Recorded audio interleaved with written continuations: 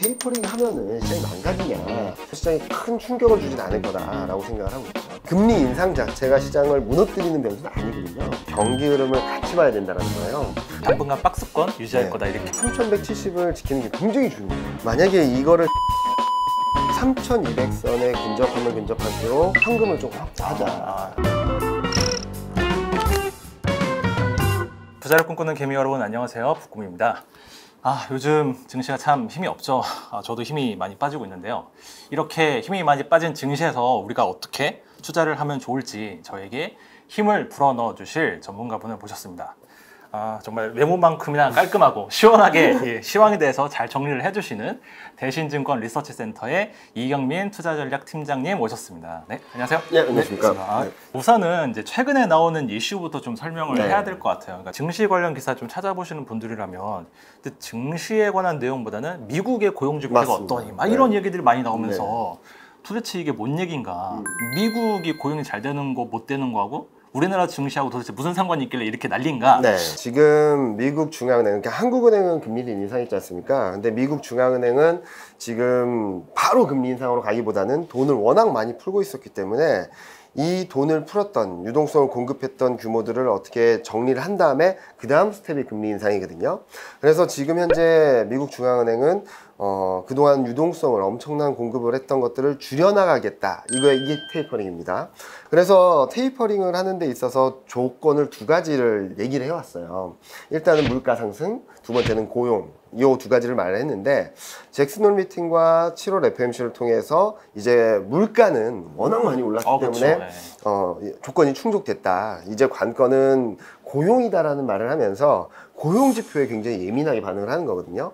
그래서 고용 지표가 잘 나오면은 테이퍼링 시점이 좀 빨라질 수 있다. 고용 지표가 안 나오면 한두 달 더 확인하고 가야 되기 때문에 테이퍼링 시점이 늦춰질 수 있다. 이 두 가지를 막 얘기를 하고 있었던 상황인데 지난 주말 고용 지표가 나왔는데 굉장히 안 좋게 나왔어요. 뭐 쇼크라는 얘기가 네. 많이 나오더라고요. 어느 정도로 나왔길래 쇼크인가요? 시장에서는 8월 달에는 새롭게 고용된 사람들이 한 72만 명 정도 될 거야 라고 생각을 했는데 이게 22만 5천 명으로 떨어졌거든요. 두 가지 해석이 가능하겠죠.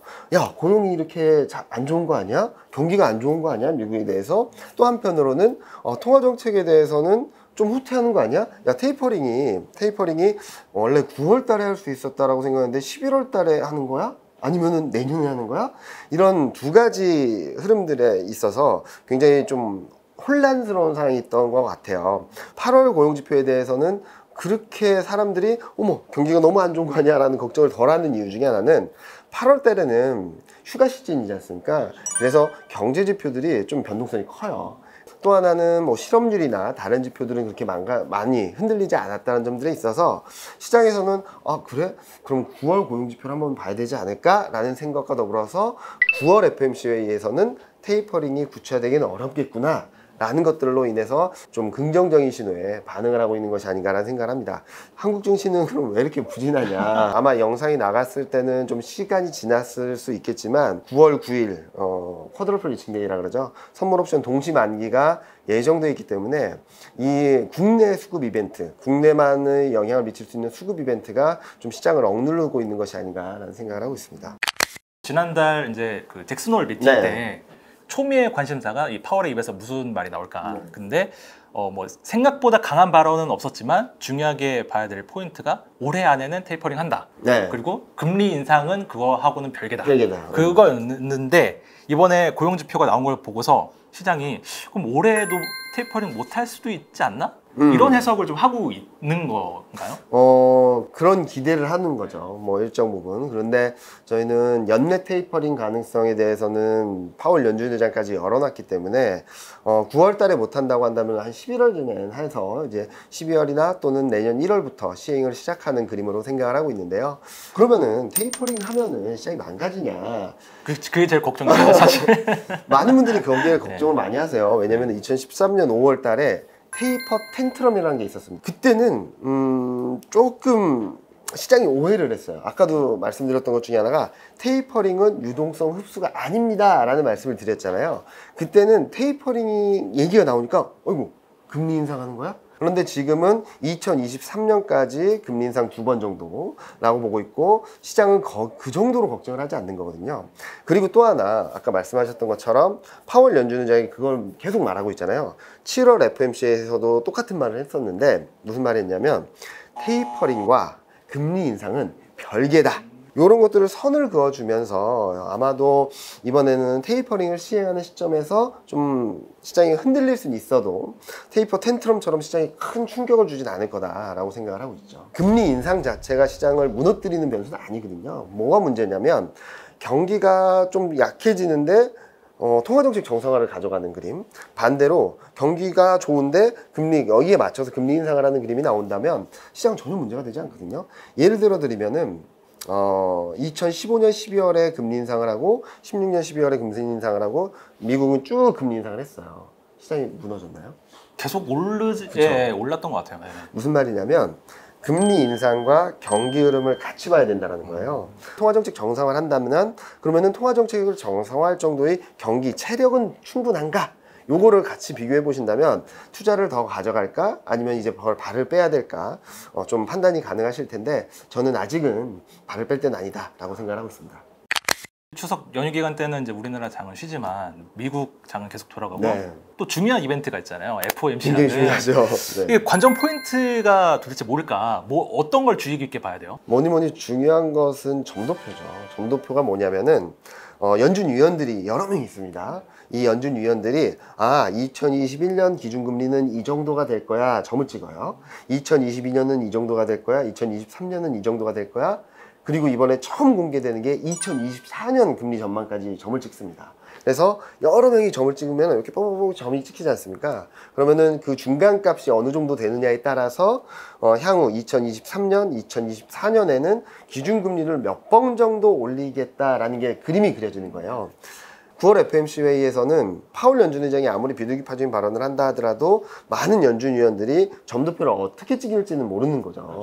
그렇기 때문에 2023년 점도표, 2023년이 2번 금리 인상이라는 전망을 하고 있었는데 이게 상향 조정되는지, 그리고 2024년 점도표 전망치가 1%를 훌쩍 넘어서 버리는지, 만약에 2번 금리 인상을 하고 2024년에도 2번 금리 인상을 한다면 정속으로 점진적으로 금리 인상을 한다는 게 될 텐데, 만약에 이게 3번, 4번까지 막 올라간다라고 한다면 2023년에 2번 금리 인상을 하고 2024년에 금리 인상 속도가 빨라지는 거 아니야 라는 걱정을 할 수 있어서 그런 부분들을 좀 체크하시면 될 것 같아요. 그래서 긍정적인 시나리오라고 본다면 2023년 전망치가 하향 조정되거나 멈춰 있거나, 그리고 2024년도 2023년 전망 수준에서 크게 벗어나지 않는 정도가 된다면 시장은 그래도 긴축의 속도는 빠르지 않겠구나 라는 안도를 할 수 있을 것 같은데,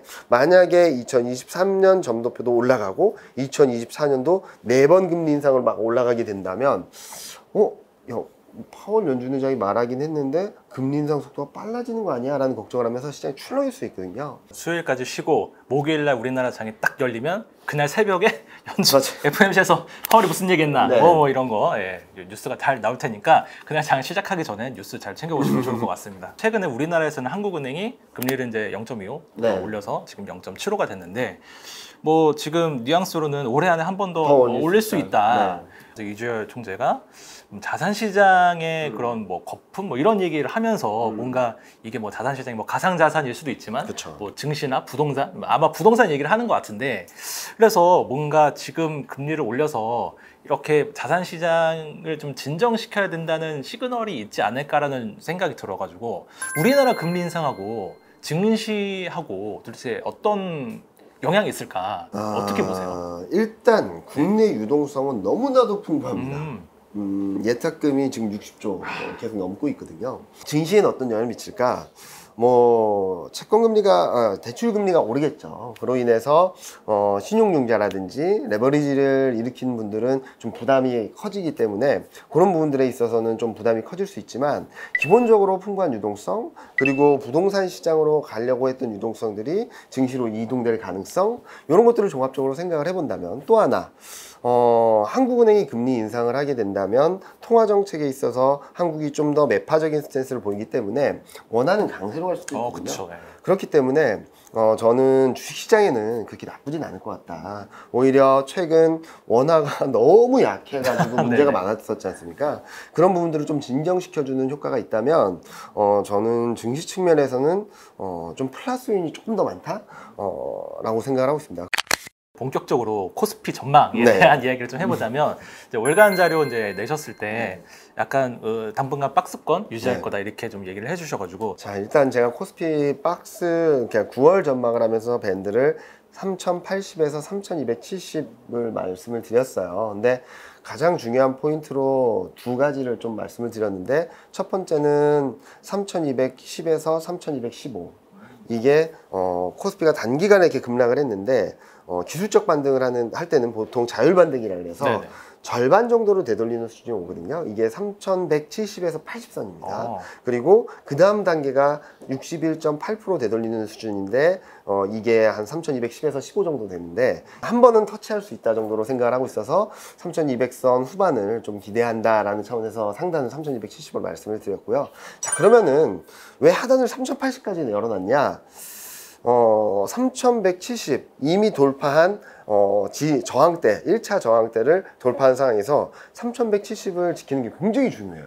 이걸 지키지 못한 상황에서 9월 FMC 회의에서 좀 배드 시나리오가 전개된다면 좀 많이 밀려날 수도 있을 것 같아요. 촬영일 기준으로 참고로 말씀드리면 지금 한 3180 정도 80 정도 됩니다. 되죠. 네. 단기 전망 쪽에서는 3200선에 근접하면 근접할수록 주식 비중이 너무 많으신 분들이나 레버리지를 많이 일으키신 분들은 현금을 조금 확보하자라는 말씀을 드리고 있고요. 조금 약간 매도할 수도 있다. 네. 그러면은 어느 선에 내려오면은 이거는 주식 좀 사도 된다. 그런 선이 있나요?